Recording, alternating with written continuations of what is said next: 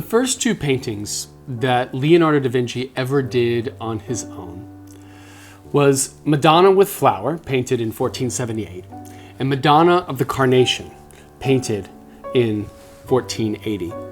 Both of these paintings portray the Virgin Mary with the baby Jesus.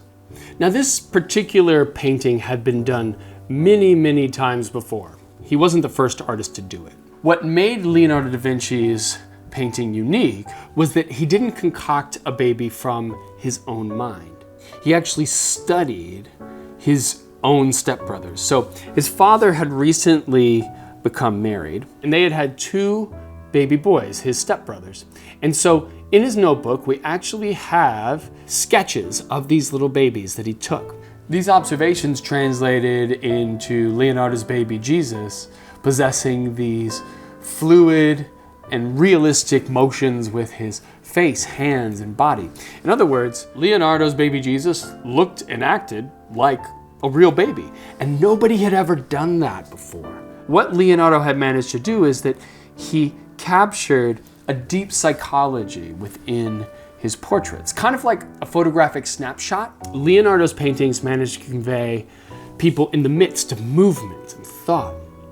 And these would reach their zenith in some of his most famous works, like The Last Supper, which he painted in 1495, Salvator Mundi, which he painted in 1500, and the Mona Lisa, which he painted in 1504. What allowed his art to improve almost exponentially was his natural curiosity about the world. He had an insatiable appetite for learning. So, for instance, Leonardo ended up dissecting more than 30 cadavers to better understand the musculature and the movements of his subjects. He studied the physics of light refraction so that he'd understand how light bounced off of various objects. I mean, you can see this in some of his paintings, particularly the Mona Lisa, where he's using light in a very particular kind of way. He studied the chemical interactions of various substrates so that he could get better paint saturations and varieties with his colors. His experimental approach to these subjects have led many historians to label Leonardo as being one of the first true scientists. He's the first modern scientist. As Leonardo's curiosity led him to a greater understanding of the world, the quality of his art improved.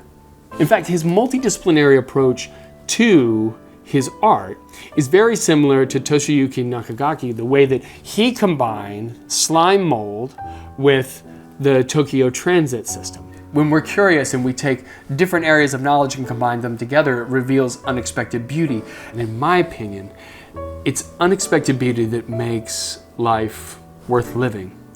And to explore this more, I want to go upstairs, but before I do, I'm going to finish my painting, and then I'll meet you up there.